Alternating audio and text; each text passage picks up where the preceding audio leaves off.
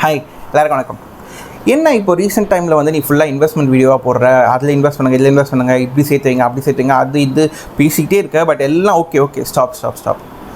எனக்கு வந்து சேவ் பண்ணவே முடியல.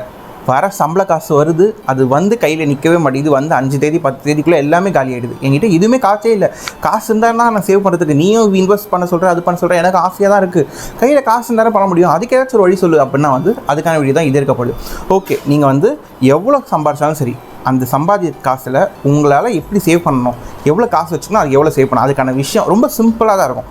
அதை ஃபாலோ பண்ணவும் கேட்கவும் ரொம்ப சிம்பிளாக இருக்கும். அதை நீங்கள் எப்படி ஃபாலோ பண்ணுறீங்கிறது தான். அண்ட் அதை பற்றி வீடியோ தான் இதுவாக இருக்க போகுது. ஸோ ஸ்ட்ரெயிட்டாக நம்ம வீடியோக்குள்ளே போயிடலாம். And this is Prakash. Welcome back to Prak World.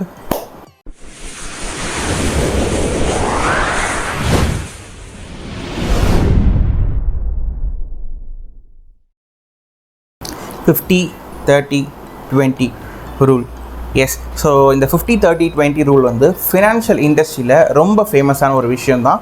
And இதை பற்றி ஆல்ரெடி எனக்கு தெரியும். இதை வந்து நான் என் லைஃப்பில் ப்ராக்டிஸ் பண்ணிக்கிட்டு தான் இருக்கேன் அப்படின்னா வந்து சீரியஸாக ரொம்ப ஹாப்பி. அண்ட் இன்கேஸ் இது எனக்கு தெரியல இது அப்படின்னா என்னென்னா அதுக்கான வீடியோ தான் இது. நான் இதை பற்றி சொல்கிறேன் தெளிவாக. ரொம்ப சிம்பிள் டேர்ம்லேயே சொல்கிறேன். நமக்கு ஒரு சம்பளம் வருது, ஓகேவா? ஃபார் எக்ஸாம்பிள் ஒரு 50,000 வருது அப்படி வச்சுப்போம். என்ன 50,000 அப்படின்னு சொல்லாதீங்க. சில பேருக்கு வெறும் 50,000 அப்படியும் இருக்கும். அதனால் நான் வந்து ஒரு மிடில் வேரியண்ட்டில் ஒன்று எடுத்துக்கிட்டேன். நீங்கள் 10,000 சம்பாதிச்சாலும் சரி, 1,00,000 சம்பாதிச்சாலும் சரி, 1 கோடி சம்பாதிச்சாலும் சரி, இதுதான் விஷயம். நீங்கள் வந்து ஒரு 50,000 சம்பாதிக்கிறீங்கன்னு எக்ஸாம்பிள் வச்சுப்போம். அதை வந்து 50%, 30%, 20% இப்படி பிரிச்சுக்கணும். 50% உங்களோட 50,000 வந்து 50% 25,000. ஸோ இந்த 25,000 வந்து உங்களோட பேசிக் நீட்ஸ், பேசிக்கான தேவைகளுக்கு வந்து நீங்கள் செலவு பண்ணணும். ஃபார் எக்ஸாம்பிள் வீட்டு வாடகை கட்டுறதுக்கு, இல்லை வீட்டோட இஎம்ஐ கட்டுறதுக்கு, அப்புறம் வந்து உங்களோட எலக்ட்ரிசிட்டி பில்லு, அப்புறம் உங்களோட க்ராசரிஸ் சாமான் வாங்குறதுக்கு, அப்புறம் உங்களுக்கு தேவையான அடிப்படையான தேவைகளுக்கு சொல்ல. இப்போ நம்ம டிரான்ஸ்போர்ட் பண்ணோம், இங்கேருந்து நான் ஆஃபீஸ் போகணுங்கிறது, வண்டிக்கு பெட்ரோல் போகணுங்கிறது ஒரு பேசிக்கான விஷயம். அந்த மாதிரி அது அப்புறம் வீட்டுக்கு காய்கறி, இந்த மாதிரி விஷயங்கள் எல்லாத்தையுமே நீங்கள் வந்து 25,000க்குள்ளே அடைக்கிடணும். அதாவது உங்களுக்கு குழந்தைங்க இருந்தாங்கன்னா உங்களுக்கு குழந்தைங்களோட ஃபீஸ்க்கு பே பண்ணுறது, அவங்களுக்கு இந்த சின்ன விஷயம் வாங்குறது, எல்லாம் பேசிக்கான விஷயமும் இந்த 50% அடைக்கணும். என்ன, நான் வந்து வாங்குற சம்பளம் 50,000 ரூபாய், ஆனால் வந்து எனக்கு வீட்டு வாடகையே வந்து 25,000 போயிடுது. நீ என்ன 50% 25க்குள்ளே நான் இவ்வளோ மீட் பண்ணணும் அப்படின்னு நீங்கள் சொல்கிறீங்கன்னா, ப்ளீஸ் நீங்கள் ஒரு ப்ராப்பர் லைஃப் ஸ்டைலை வாழல. 25,000க்குலாம் வீடு ரெண்ட் எடுக்காதீங்க. தயவு செஞ்சு கம்மியான வீட்டுக்கே போயிடுங்க. அதுதான் ப்ராப்பரான நீங்கள் வந்து ஒரு மாதிரி ஆடம்பரமாக ரொம்ப ரிச்சாக காட்டிங்கன்னு நினைக்க வேண்டாம். பெட்டர் வீட்டுக்கு வேறு எங்கேயாச்சும் ஷிஃப்ட் ஆகுது நல்லது, ஓகேவா? ஓகே, ஸோ 50% இது. நெக்ஸ்ட் 30% அப்படின்னா வந்து வாண்ட், அதாவது உங்களோட ஆசைகள். எனக்கு வந்து இப்போ படத்துக்கு போகணுன்னு ஆசையாக இருக்குது. எனக்கு வந்து இந்த பர்கர் சாப்பிடணும், இந்த பீஸா சாப்பிடணும், இது மாதிரி நம்மளோட ஆசைகள் இருக்கும்ல. எனக்கு வந்து இந்த மாதிரி ட்ரெஸ் வாங்கணும்னு ஆசையாக இருக்குது. இந்த மாதிரி உங்களோட ஆசைகள் எல்லாத்தையுமே அந்த 30%க்குள்ளே போடும். அதாவது ஒரு 50,000 நீங்கள் சம்பாதிக்கிறீங்கன்னா 30% பார்த்தா வந்து 15,000. அந்த 15,000 வந்து நீங்கள் செம்மையாக ஜாலியாக செலவு பண்ணலாம். நீங்கள் உங்கள் ஃபேமிலிக்கு என்னென்ன வேணுமோ, அதாவது உங்கள் சம்பளத்துலேருந்து சொல்கிறேன். அப்படி இல்லைன்னா அதாவது உங்களோட விஷயங்களை நீங்கள் இதுக்குள்ளே சுருக்கிக்கணும்னு சொல்கிறேன். ஓகேவா? இது ஓகே. 30 நான் இதை பற்றி உங்களோட டீட்டெயில் நம்ம பேசுவோம். லெட்ஸ் 30%. நெக்ஸ்ட் 20% அதுதான் வந்து உங்கள் அந்த 50,000 வந்து 10,000 ரூபாய். இந்த 10,000 வந்து நீங்கள் டெஃபினட்டாக சேவிங்ஸ் அண்ட் இன்வெஸ்ட்மெண்ட்டில் பண்ணியே ஆகணும்.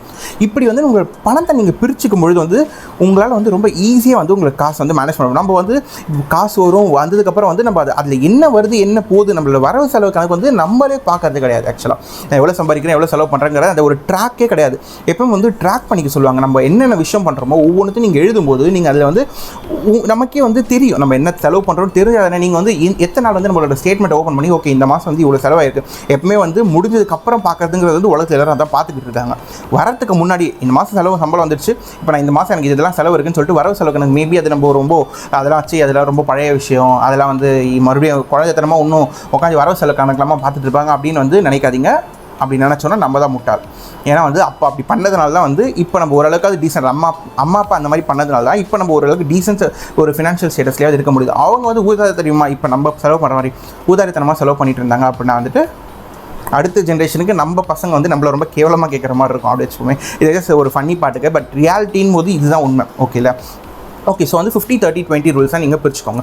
இந்த 20 எடுத்துகிட்டு போய் நான் பர்சனல் சஜஷன் வந்து ஃபஸ்ட்டு 20 எடுத்துகிட்டு போய் நீங்கள் ஃபஸ்ட்டு இன்வெஸ்ட் பண்ணக்கூடிய ஒரு விஷயம் எதுவாக இருக்கும் அப்படின்னு பார்த்தா வந்து ஆப்வியஸாக நம்மளோட இந்த மெடிக்கல் இன்சூரன்ஸ், டேர்ம் இன்சூரன்ஸ், இந்த மாதிரி ஒரு பேசிக் ஸ்டஃப் ரொம்ப லைஃபுக்கு ரொம்ப முக்கியமான ஒரு விஷயம். இதெல்லாம் நீங்கள் போடாதவங்களாக இருந்தால் போட்டுருங்க. அண்ட் அதை பற்றி நம்ம அடுத்தடுத்து வீடியோஸில் வரும் அதோட முக்கியத்துவம் என்ன அப்படிங்கிறதெல்லாம்.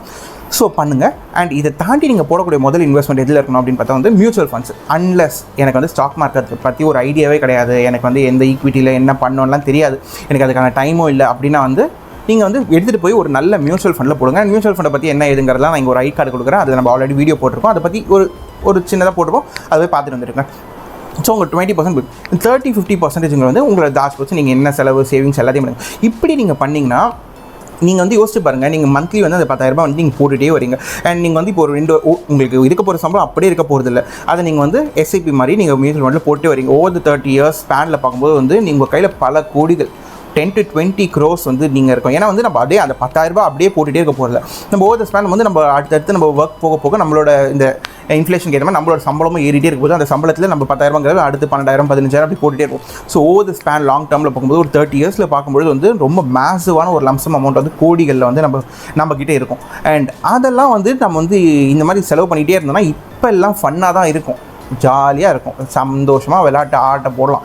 ஆனால் ஒவ்வொரு டைம் போகும்போது ஒரு ரெக்ரெட் வர ஆரம்பிக்கும். நம்ம வந்து அந்த வயசு கொஞ்சம் ரொம்ப விளையாட்டுத்தனமாக இருக்கும், விளையாடலாம், இருக்கலாம், ஃபன் எல்லாம் இருக்கலாம் அந்த வயசில். பட் சில விஷயங்கள் வந்து பண்ணணும்னா அது பண்ணணும், இல்லாட்டி வந்து அந்த ரெக்ரெட் பண்ணுற மாதிரி ஒரு விஷயத்துக்கு நம்மளே எடுத்துகிட்டு போகாமல் இருக்கிறது பெட்டர். ஸோ இதுதான் வந்து 50-30-20 ரூல். ஸோ இந்த ரூல் வந்து ரொம்ப ஹெல்ப்ஃபுல்லாக உங்களுக்கு இருக்குன்னு நினைக்கிறேன். அண்ட் முடிஞ்ச அளவுக்கு என் கையில் நான் மாதம் 10,000 தான் நான் சம்பாதிக்கிறேன், இப்போ தான் வேலைக்கே போகிறேன், வெறும் 10,000 தான் இருக்குது அப்படின்னா வந்து அதுலேயும் பண்ணுங்கள்.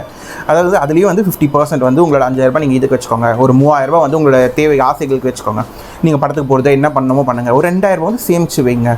அதை தான் நான் சொல்கிறேன். உங்களோட விஷயத்தை பிரிச்சுட்டு என்னால் இல்லை 5,000க்குள்ளே என்னால் பண்ண முடியல, அதுக்கேற்ற ஒரு லைஃப் ஸ்டைலுக்கு போங்க. நான் வந்து 10,000 சம்பாதிக்கிறேன், நான் வீட்டு வாடகையே 5,000 கொடுக்குறேன்னா அதுக்கேற்ற லைஃப் ஸ்டைலுக்கு போங்க. இருக்கிறது ஏது சின்னது. ஏன்னா நம்ம வந்து இப்படி இருக்கிறதுனால எதுவும் பேச போகிறதில்ல. பட் ஃப்யூச்சரில் ஒன்றுமே இல்லாமல் பேச்சு வாங்குறதுக்கு இப்படி இருக்கிறதுனால யாரும் நம்மளை எதுவும் நினைக்க போகிறதில்ல. கொஞ்சம் இருக்கிறவங்க அப்படி பேச மாட்டாங்க. ஸோ இது வந்து இந்த ரூல் ரொம்ப ஹெல்ப்ஃபுல்லாக வந்து எனக்கு பேசிக்காக இருக்குது. என்னை சுற்றி இருக்கிறவங்களுக்கும் நான் இது பெரிய அளவுக்கு போதிப்பன்னு சொல்கிறத விட எப்படி சொல்கிறது, ஒரு சொல்லுவேன். எனக்கு தெரிஞ்சவங்க ரொம்ப க்ளோஸாக இருக்கிறவங்களுக்கு நான் இது சொல்லுவேன். அண்ட் ஆப்வியஸாக யூடியூப்பில் இப்போ நீங்கள் என் வீடியோ பார்க்க வரீங்கன்னா ஆப்வியஸாக நீங்களும் எனக்கு ரொம்ப க்ளோஸ். ஸோ அதனால் இந்த விஷயத்தை வந்து உங்களுக்கு சொல்லணும்னு நினச்சேன். இந்த வீடியோ உங்களுக்கு ரொம்ப ஹெல்ப்ஃபுல்லாக இருக்கும். அண்ட் இது நான் ஆல்ரெடி பண்ணிக்கிட்டு இருக்கேன், இதை வந்து என் ஃப்ரெண்ட்ஸ் எல்லாருக்கும் சொல்லிட்டு இருக்கேன், ஃபேமிலியில் சொல்கிறேன், சொன்னாலும் அவங்க கேட்க மாட்டேங்கிறாங்க அப்படின்னா வந்து அட்லீஸ்ட் இந்த வீடியோ அவங்களுக்கு ஷேர் பண்ணி விடுங்க. அவங்க இதை பார்த்தாவது கொஞ்சம் தெரிஞ்சிடும், இதையும் பார்த்து தெரிஞ்சதுலாம். ஸோ மறுபடியும் வந்து உங்களை அடுத்து ஒரு நல்ல வீடியோவை பார்க்குறேன். டில் தென் உங்களையும் உங்களை சுற்றி இருக்கவங்களையும் நல்லபடியாக பார்த்துக்கோங்க. Prak World.